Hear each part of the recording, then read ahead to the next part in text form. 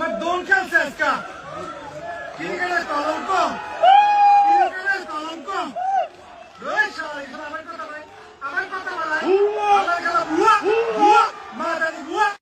ক্রিকেটের কলঙ্ক আমার দোন খেলছে আজকা ক্রিকেটের কলঙ্ক ক্রিকেটের কলঙ্ক রোহিত শর্মা এখানে আমার কথা বলে